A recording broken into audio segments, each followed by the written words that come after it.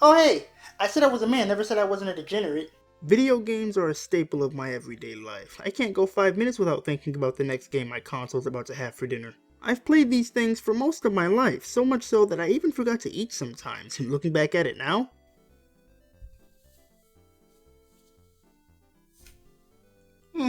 I eventually found myself wondering if there was anything else out there that would give me the same, if not more immersion and enjoyment that I got from video games, and that's where these things came into my life. Figure collecting, man's greatest treasure and every housewife's worst fucking nightmare. This is a hobby that I consider to be a bit more widespread in terms of getting into as opposed to collecting other things like video games, comic books, movies, etc.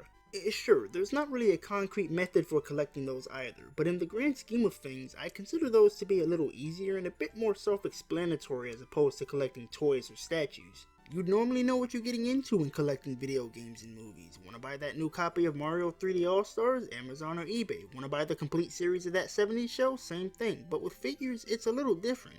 There's no real definitive definition for the term figure because it seems so widespread nowadays. Anything could be a figure. Your TV, your phone, your car, your dad.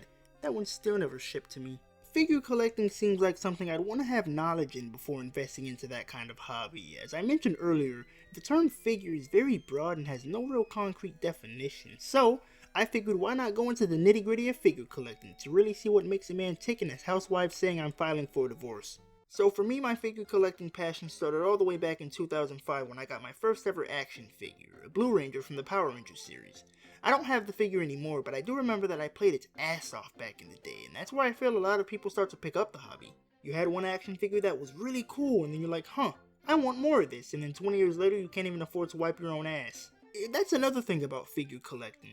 It can get pretty expensive if you don't know what you're getting into. Like, yeah, there are options, but they're never really good options. You can buy this brand new house for 250 grand that nobody's ever lived in, or you can buy this house for 25 grand that somebody's probably died in. I think a good place to start would obviously have to be the quality and pricing of a figure. The lower costing ones kind of speak for themselves for the most part, but in certain instances, if gone on the right website, or you just so happen to have found a nice seller, you can get a decent quality figure for a pretty good price. For instance, I have this Mako figure here from the Vocaloid series, or more so how I know of her and all of the other characters is from the Project Diva rhythm game series that started on the PSP. I got this for around 25 bucks on eBay, so it was definitely a steal in my book because I think she looks fantastic and the quality here isn't that bad either. You can actually see the detail in her knees. I'd say my only nitpick is that I think her clothing could have been handled a little better. It feels kind of flimsy, like I could easily snap it off, but then again, this is originally a $60 figure you can get on Amazon that I got off of eBay for $25. Pretty much all of my figures cost that much. I got Saturn here for around $20 on Amazon, and we've been best friends ever since. I don't feel as though I've gotten lucky with these finds, more so feeling as though I got what I paid for. Like, yeah, some of these are pretty good quality, but compared to other ones I've seen for the same characters that go for way more than my budget at the time, it's made very apparent that there's a quality difference. I'd say most figures I've seen that I can classify as good or pretty good normally go for $60 to over $100, and the really good ones are almost always $200 and above. And we're not even on the great quality figures yet. We'll get there soon enough, but I want to shift gears for a little bit and go into the different kinds of figures, going back to what I said earlier about the term figure being so widespread. It could mean a lot of things. Action figures, dolls, statues, figurines, pop figures, Figmas, Nindoroids. There are a lot of these things out there, and they're all radically different from each other. Action figures are what I'd assume the majority of people have had the most experience with. They've been the most easily accessible form of figures for a pretty long time now. I mean, you can find these things pretty much anywhere at this point. I saw this one at a hospital. I'm not really into action figures nowadays like I used to be, mainly because I prefer figures that come with dynamic poses made for putting up on display. I know you can pose an action figure pretty much any way you want, but that doesn't really feel the same, you know? An action figure is made with the intention of being played with, hence why they come with accessories and clothing items sometimes, as opposed to figurines and statues that come with only a few accessories and stands because they're made with the intention of being placed on a shelf. It's the same for dolls as well. I never found those things appealing. I found them more creepy if anything because some of them looked a little too real for my liking. They'd have human looking faces and semi-realistic feeling hair. I would never want to have these things on a shelf. I think the only action figures I've ever consistently wanted would have to be the Sonic the Hedgehog Jazzwares figures. These things were awesome and still hold up today in terms of quality. I remember watching a lot of videos of people showing off their collections of these back in the day. I gotta give it to Jazzwares here. They made a lot of action figures centered around Sonic's mainline video game history. Sonic Unleashed, Sonic and the Black Knight, Sonic Generations, hell, even Sonic and Sega All-Stars Racing and Sonic Freeriders got Jazzware's blessing. This is some pretty good stuff. But holy shit. These action figures could go anywhere from $80 to over $100 on Amazon, and that's just Amazon. We haven't even looked at eBay yet, Jesus Christ. I know that these are action figures made with quality in mind, but good lord, $201 is not gonna make me wish that an 11-year-old was able to get a part-time job in 2010. Who the hell would spend that much money for anything having to do with Sonic Freeriders anyway? I played it before and I couldn't even last a week. Well, if action figures aren't your thing, might I suggest pop figures? They're fucking disgusting. These are more of those easily accessible figures you can find that are more readily available. And similar to action figures, you can find these in a lot of places. I normally see these at GameStop since I don't actively go out of my way to look for these at other stores. I mean, GameStop has an entire section for these things. That's terrible. I look at these the same way I look at most action figures. They just don't do it for me personally. I assume they're super popular with a lot of people because they're so diverse with the amount of series they have figures for. Ghostbusters, Marvel, Sonic, Pokemon, there are plenty more out there, but again, these things are disgusting. More power to you if you like these. I mean, they are some of the most affordable and easily accessible figures out at the moment, but personally, I can't get over the way they look. They have this cheap feeling look to them in my opinion, almost like I could pop their head off with ease, and in that sense I can see why they're called pop figures. It's the head to body ratio for me mainly. I think these could have looked pretty damn good if they had a consistent amount of proportions and a little more detail and quality put into them, but instead their heads are too fucking big. That's the main thing that ruined these for me, because on the surface, they are unique figures that's vastly widespread among all kinds of series and media. If they fix the figures to have all of the assets I just mentioned and were to change the price to be about $30 to $60, then I could warrant buying a couple of these. Not too many, but enough to have on my resume. Figmas are another form of collectible figures, and the best way I feel I can describe these are they're just action figures with the stands and dynamic poses I wanted. When I say dynamic, I obviously mean you can pose them however you like and keep them there. See, these are made with the intention of being placed on the shelf for display, as opposed to action figures, like I said earlier, that come with the intention of being played with. My stance on Figmas is that they're fine, honestly. I like the idea of being able to make these Figmas have whatever pose I want and keep them like that, but they're not something I'd want to write home about. They have a pretty good amount of quality and detail put into them, and I would totally prefer these over most action figures any day of the week, but a lot of Figmas just don't hit that sweet spot for me. When I look at Figmas, it's like a coin toss for me on whether I feel there's something I'd want to have a nice collection of one day. At the moment, I only have one Figma in my collection so far, and it's something. It is a Figma, it has decent quality, but it's just a little on the small side for my liking. So context, I got this off eBay for about $16, and I guess now that I'm actually saying it out loud, I can see why it's so small. I mean, come on, I've taken shits taller than this. I at least assumed, given the images provided by the seller, that she'd at least be as tall as Saturn here at the minimum, but instead she stands at 4 centimeters. I know I seem as though I'm nitpicking here, but it just looks kinda awkward seeing her on a shelf where a majority of my figures are around the same height, and you just have this Hatsune Miku Figma awkwardly breaking symmetry by being 4 centimeters tall. I guess I could have given her a dynamic pose as well to make things look a little more spicy. She comes with a few accessories and different replaceable body parts like hands and a different face, but here's the thing. Most of the accessories here feel really cheap, and by extension the Figma as well. I wanted to give her a pose like this where she's holding the microphone stand with the microphone attached to it, but here's the problem. I broke the microphone stand, so the microphone can't even go in there anymore, and this was all within minutes of unboxing the damn thing. I think Figmas are really cool. They have a pretty nice emphasis on customization, which is where I think they shine the most. The fact that I can pose these however I like and keep them there is a neat idea and was actually executed well with these, but again, they're not anything I'd particularly go out of my way to have a lot of.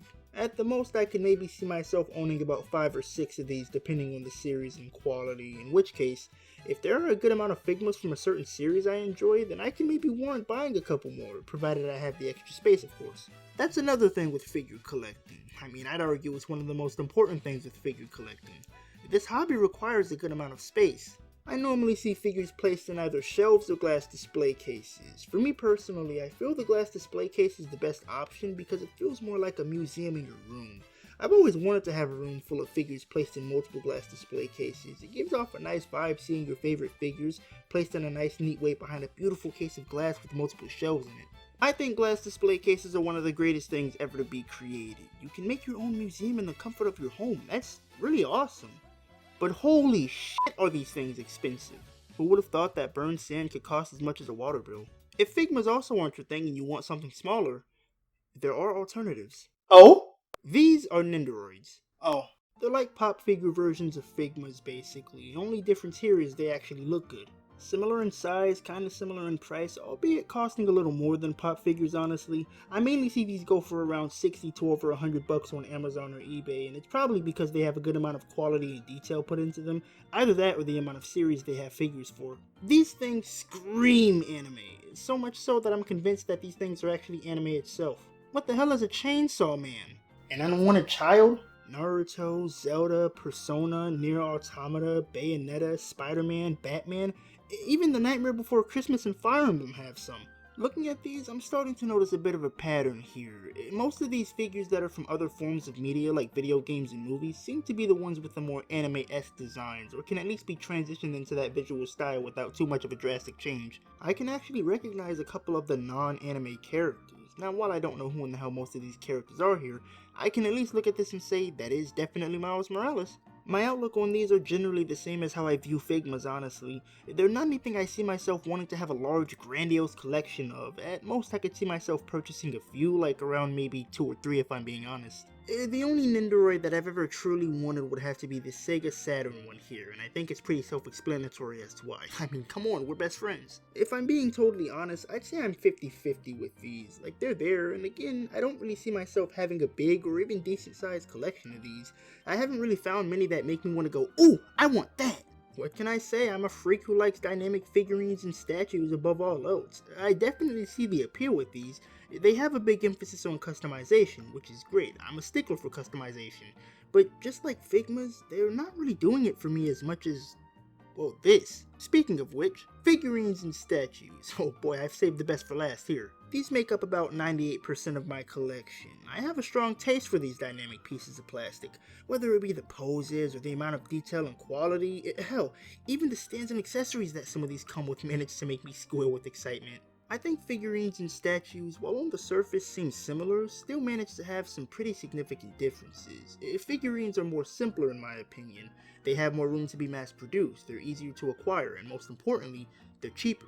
See, I'm the kind of person that likes to be specific when it comes to stuff I purchase, especially if it's towards a hobby of mine. Whenever I look at figures on Amazon, I'm mainly looking at the ones from specific video games that I've played, or to be more precise, certain characters from specific video games that I've played. Like, my collection so far technically has 4 video game characters and 1 anime character, and the anime one I don't even know who she is. I found her on Amazon for about 13 bucks. If I could translate this, I'd be a fucking genius. The other ones again are technically video game characters. Meiko and Hatsune Miku, I know of them from the Project Diva rhythm game series on the PSP and PS3. Sega Saturn is, well, you know what's in the name.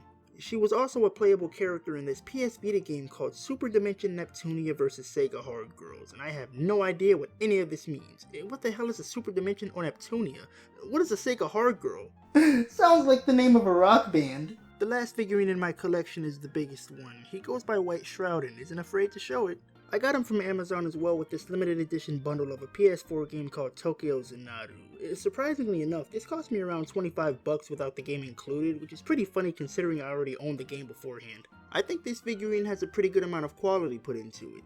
I can really admire the effort and detail here. It looks pretty damn good. The only nitpick I have with this is just the stand, honestly. It looks so basic. It's just the black base underneath his feet. Nothing really leaves much to the imagination here. You would think that with this being a limited edition figure and all, that it would have a more dynamic stand fitting with the setting of the game. Like Saturn's stand here is based off of one of the Japanese models of the Sega Saturn, and my Meiko figure, while not as cool, still manages to have the Project Diva logo plastered on it. The anime one's just blue. That's it.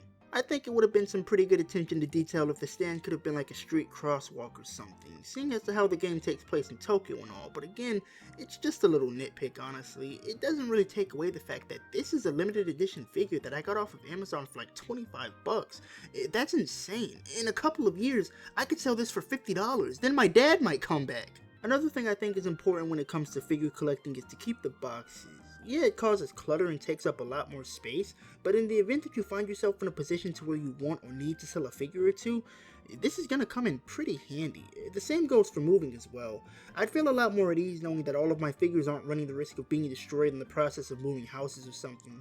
That, and I think the boxes look pretty cool. I can understand why a lot of people would like to throw their boxes away. It can cause an unnecessary amount of clutter, especially if you have a large collection of these. It's like you open a box of your favorite cereal. Are you going to hold on to that box of Fruity Pebbles? No, you're most likely going to throw it away after you finish your meal. I personally feel as though it adds a sense of novelty to my collection. It feels more authentic, and again, I think they look nice. I normally keep all of my figure boxes on top of my shelf in a nice little order from when I purchase them from left to right. The regular cardboard box up top there is the Mako one. I wish she would have come with her official box, as it looks much nicer than a standard cardboard box, but I mean, it's fine. Statues. Oh boy, I have some good things to say here. I consider these to be a part of the great quality category that I mentioned earlier. It feels almost like a prized possession, if you will, a trophy of one of your favorite characters. They have a certain level of quality and care put into them that most figurines wish they could have. Imagine if they made a Sega Saturn statue. Exactly, you can't. I still cry myself to sleep. I don't currently own any statues, but I do remember the first one that I actually purchased with my own money. It was this bronze Dragon Ball Z Super Saiyan Goku statue that I got from a yard sale in 2009. They're really cheap on eBay, going for around $6 to $9. I don't really get why they're calling this thing an action figure. It doesn't really have any movable joints that most action figures have, so as far as I'm concerned, it's a Burger King statue that I got from a yard sale in 2009 for $12. But Niko, why don't you have it anymore, I hear you asking? Well, long story short, I broke his head off while trying to play with it. I can see why this costs $6 now. That's probably the cheapest low-quality statue I've ever seen, honestly. I don't normally look for cheap statues, if at all, because I like to look at these as pieces of art. They aren't like your run-of-the-mill $200 figurine. They actually put a lot of care and effort into these things. So much so that I realized, I have standards, bitch! yeah, I wouldn't look for cheap statues nowadays, especially after seeing how much care and quality go into a lot of these, which brings me on to another thing.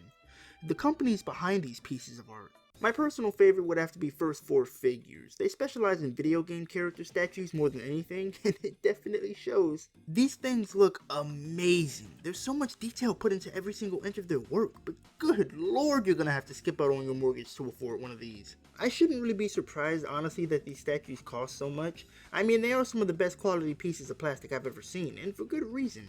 But it still baffles me that Bowser is worth over $2 grand. Imagine how much a spin-off game's gonna be. Most of their statues on eBay go for around $300 to over $1,000, with the occasional $200 and below, but even still, that's a lot of money for these kinds of statues, regardless of the amount of quality put into them. I understand that it's eBay and a lot of sellers on that are like scum of the earth sometimes with how much they price things, but come on man, $800 for a Metroid Prime Samus Variasuit statue when I could easily just buy it off their website for half the price provided they go back in stock. I would say shop for them on Amazon, considering they're much cheaper over there, but they don't seem to have as many results as eBay or their official website, so personally, I'd recommend just taking your chances with the latter two than Amazon, unless you really want a First 4 Figures statue. I've always wanted their Sonic, Mega Man, and Zelda lineup of statues. Look at these! They look fucking fantastic! They have Sonic Anniversary statues, classic and modern Sonic and City Escape from Sonic Generations with classic Sonic on the actual skateboard, Mega Man X and Zero, not to mention the original Mega Man, and oh boy, the Zelda ones. They have Majora's Mask, the Hylian Shield, Link riding the Crimson Loftwing, Dark Link from Ocarina of Time, and there are plenty more from all three series, plus even more video games. Crash Bandicoot, Tekken, Soul Calibur, Spyro the Dragon, Dark Souls, Shovel Knight, even Conker's Bad Fur Day got a statue made for it, and who the hell played that game? I think it goes to show that First 4 Figures is something special. Like, I don't have any of these bad boys yet, but just you wait. One day I will, and I'm sure I'll be struggling financially because of it. I like collecting figures just as much as I do video games. It's one of those hobbies that I feel will just instantly click with someone who's passionate enough to warrant supporting a series beyond just buying the video games or whatever form of media they're into. As I've said earlier, I like to look at these as pieces of art, especially the statues. To have a full room, or at least a certain section of one dedicated to collecting these, I would honestly look at that as an accomplishment. They're almost like trophies in a way. They symbolize how hard you've worked, your dedication to keep up with the hobby, especially if you've been doing it for a long time, and that's what I think is most important when it comes to figure collecting. So if anyone tries to take that away from you, f*** them. I know my collection is pretty lame compared to a lot of others out there. I mean, one search on Google Images leaves me in complete misery, but honestly, I like to look at this as a reminder for the future, to tell myself to never forget where I started with this hobby when my collection eventually grows more. Even with all this figure collecting know-how, there's still one thing I don't quite understand about the figures themselves. They made Scott Pilgrim vs. the World the movie pop figures. I fucking hate Universal Studios.